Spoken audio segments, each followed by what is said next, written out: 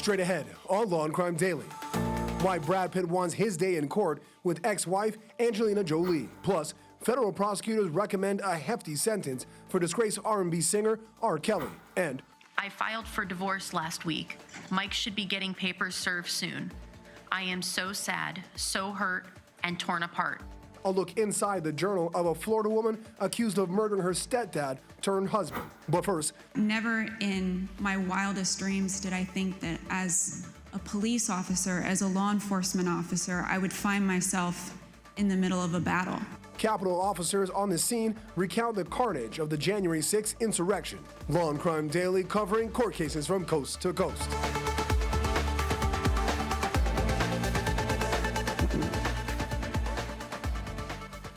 Welcome everyone to Law&Crime Daily. I'm your host, Brian Buckmeyer. For the first time, the January 6th House Select Committee holds a hearing during primetime, showing never-before-seen footage of the U.S. Capitol's insurrection.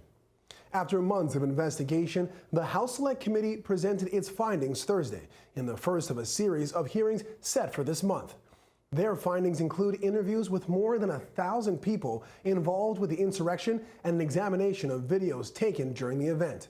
Former President Donald Trump faces allegations of attempting to overturn the 2020 presidential election results, after now President Joe Biden won the election. On January 6, 2021, a mob of Trump supporters stormed the United States Capitol in Washington, D.C., disrupting the joint session of Congress gathered to count electoral votes. 5 people died during the day's event, and nearly 140 people were injured, including many police officers. A video shown during Thursday's hearing outlined a timeline of events. I hope Mike is going to do the right thing. I hope so. Mike Pence is going to have to come through for us. And if he doesn't, that will be a sad day for our country. Because you'll never take back our country with weakness.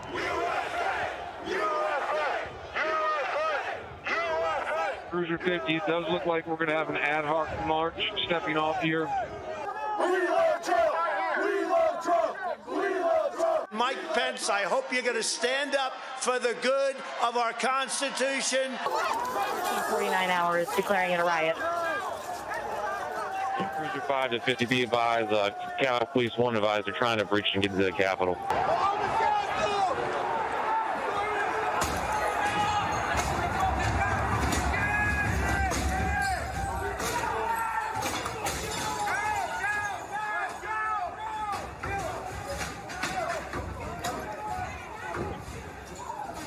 We have a breach of the Capitol! Breach of the Capitol to the upper level! During Thursday's hearing, the committee heard from Capitol officer Caroline Edwards, who was injured multiple times during the insurrection, from hitting her head on a concrete stairwell and later being pepper sprayed and tear gassed. I can just remember my breath catching in my throat because what I saw was just a war scene.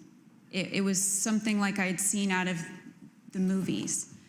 I couldn't believe my eyes. There were officers on the ground, they were bleeding, they were throwing up, they were, they had, I saw friends with blood all over their faces. I was slipping in people's blood. I was catching people as they fell. It was carnage. It was chaos. I can't even describe what I saw. Never in my wildest dreams did I think that as a police officer, as a law enforcement officer, I would find myself in the middle of a battle. Joining us today is legal analyst Marie Pereira and co-host Terry Austin. Marie, yesterday was just an introduction to what they found in their investigation. With that preview, what else do you think we will learn as the weeks go on? I think we're going to learn that the people there that put their lives at risk were human beings. I think their opportunity to put more Capitol Police officers on the stand to put a face on exactly what happened is important. And I think the timing of it near the midterm elections is also important because there are still people out there who believe Donald Trump lost the election unfairly. And these people are going to vote. And I think during these hearings, we're going to see who is really responsible, who financed these rallies, and who were the insiders that might have been involved with helping the rioters even breach the Capitol building. I'm interested to see how it's going to pan out, but I think at the end, they're going to educate the public who are going to be midterm election voters exactly how Donald Trump tried to assail America's democracy with this coup attempt. Yeah. Terry, speaking of Donald Trump, the committee gathered some incriminating information against him. Does Congress have the ability or the power to bring criminal charges against Donald Trump? You know what, Brian, that's a good question. They do not have the power to bring criminal charges, but they can make recommendations to the Department of Justice. And they've actually done that before.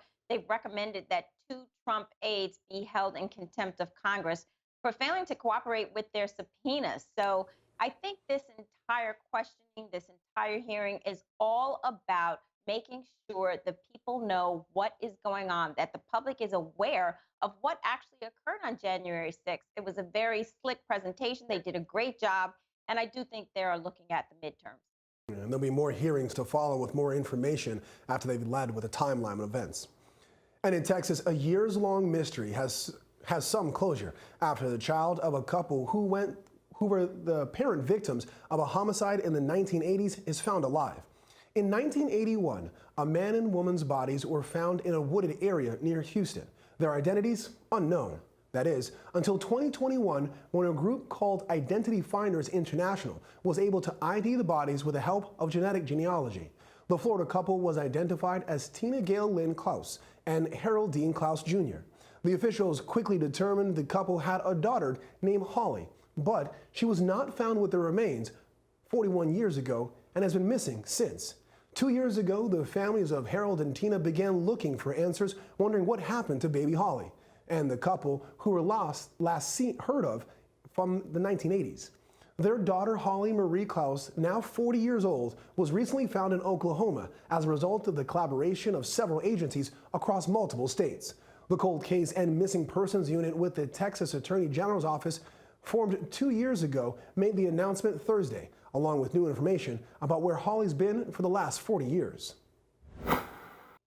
Baby Holly was left at a church in Arizona and was taken into their care. Out of respect for Holly and her family, we won't have any further comments or details regarding that at this time. The family that raised Holly are not suspects in this case. 2 women who identified themselves as members of a nomadic religious group brought Holly to the church. They were wearing white robes and they were barefoot. It is believed that this particular group traveled around southwestern United States, including Arizona, California, and possibly Texas. There were sightings of this religious group around the Yuma, Arizona area in the early 80s. Tina Lynn Klaus and Harold Dean Klaus were likely murdered between December 1980 or early January 1981. We wish Holly the best. We're grateful that we found her, but we must continue with our purpose of finding who murdered this couple. The investigation into the murders of Harold and Tina is still ongoing. Along with anyone with information is encouraged to contact the Texas Attorney General's Cold Case and Missing Persons Unit. Still ahead on Law and Crime Daily, federal prosecutors recommend a lengthy sentence for R&B star R. Kelly. But first, I'll look inside the mind of Danielle Redlick as jurors hear excerpts from the accused husband killer's diary.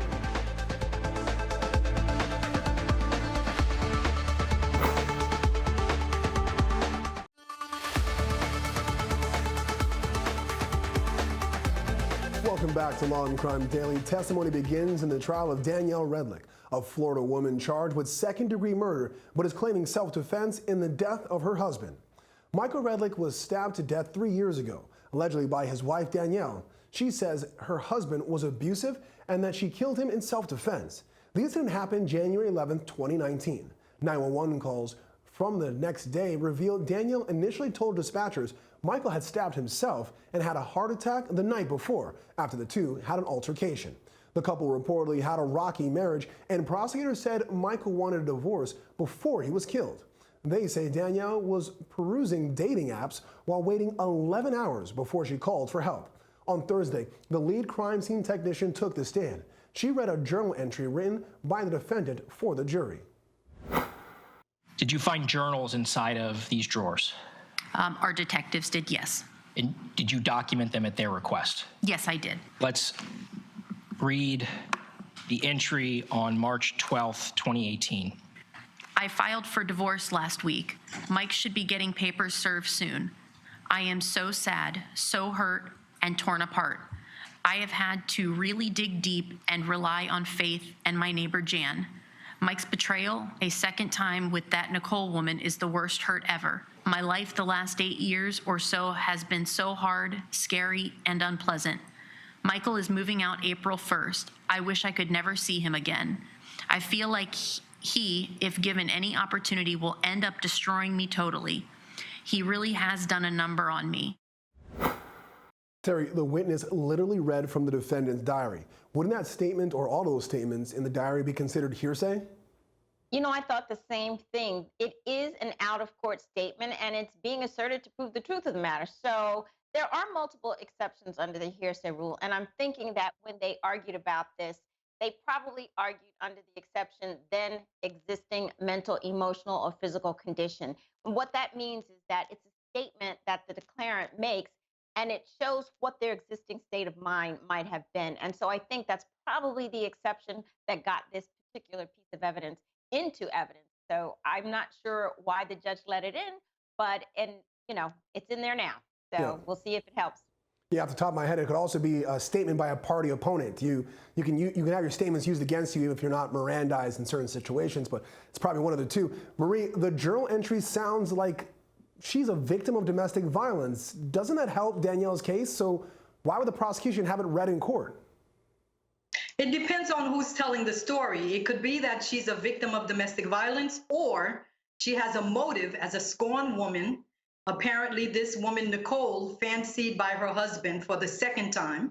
She was vengeful, resentful, and capable of murder because she felt rejected. So it depends on who's telling the story, and it depends on who is in the jury box. What are their life experiences, and who are they going to empathize with? It could be seen both ways. Yeah, I know a lot of lawyers, depending on the gender of the victim or the defendant, love the saying, hell hath no fury, and I can see that being used in a case like this.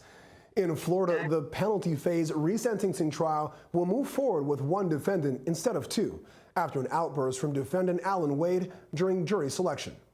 Alan Wade is one of 4 people involved in the deaths of Reggie and Carol Sumner. Wade, along with Michael James Jackson, Tiffany Cole, and Bruce Nixon, were convicted more than a decade ago for their involvement in the murder. Cole argues Jackson hatched the plan to break into the couple's home while they were away, but that plan evolved into killing them. Prosecutors argued at the defendants' trials that the 4 dug a hole in a remote wooded spot in Georgia before kidnapping the Sumners. The group stole from the couple's home, then forced them into the trunk of their own car. They later forced the couple to share their bank account information before burying them alive. Wade, Jackson, and Cole were all sentenced to death for the murder. Nixon took a plea deal and pleading guilty to second-degree murder. Wade and Jackson will be resentenced separately after a change in Florida law, which requires a unanimous jury decision for the death penalty. Coming up on Law and Crime Daily, fresh off the heels of the Johnny Depp-Amber Heard trial, could another pair of celebrity exes be headed to court? Plus, months after a federal conviction, prosecutors recommend a sentence and hefty fine for singer R. Kelly.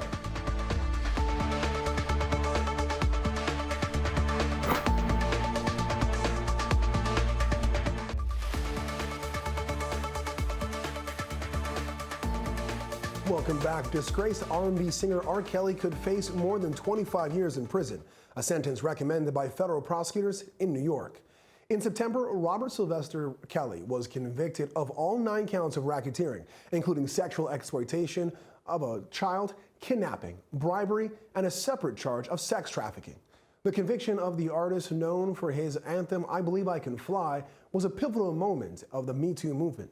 with prosecutors at trial calling Kelly's operation of managers and aides recruiting girls and young women a criminal enterprise. In a filing Wednesday, federal prosecutors said Kelly should be sentenced to 25 years and be fined $50,000 to $250,000, saying Kelly used his fame and popularity to, quote, prey upon children and young women for his own sexual gratification. They wrote that Kelly committed his crimes and avoided punishment for almost 30 years and needs to be held accountable. Kelly's attorneys argued that the maximum sentence under the federal guidelines should be 17 years, not 25. Kelly is scheduled to be sentenced June 29th in New York. All right, Terry, so prosecutors want 25 years. The defense says the maximum Kelly should get under the sentencing guideline is 17. What do you think the judge will do with these two different numbers? That's a great question, Brian. Listen, the prosecution is seeking the maximum under the law, but what the defense is saying is that if you use these federal sentencing guidelines, that maximum should be reduced to 17. And what they do with the guidelines, they look at two factors. They look at the offense level and they look at the criminal history. And what the defense is arguing here is, yes, this is a high offense, but low criminal history, and the calculation should be less than the 25. It should be 17. But the judge, to answer your question, is probably going to ignore the federal sentencing guidelines because they are just that, guidelines. They are not mandatory, they're discretionary. And I think the judge is probably going to throw the book at R. Kelly. Yeah, and I expect if he does that, expect an appeal by his defense as well. Prosecutors also want Kelly to be fined $50,000 to $250,000. So where does that money go, and what if he can't pay? Well, you know, as a public defender, they put on these surcharges and fines to deter and punish. If he doesn't have the money to pay, then it goes into collections and they can seize whatever assets he has. They can forfeit, put liens on his properties and things like that. And usually they say that, you know, the money goes to support court systems, support government operations, police, sanitation, infrastructure, and it usually also goes to victim support funds to help victims of crimes to get over their damage from the criminal activity. Yeah, I can see, especially with a case like this with so many sexual assault victims, that money may be earmarked more so for that than anything else. Thank you both for that breakdown, though. When we come back, could Brangelina soon be headed to a jury trial? Why Brad Pitt says ex-wife Angelina Jolie made a move to intentionally harm him by selling off shares of their wine company.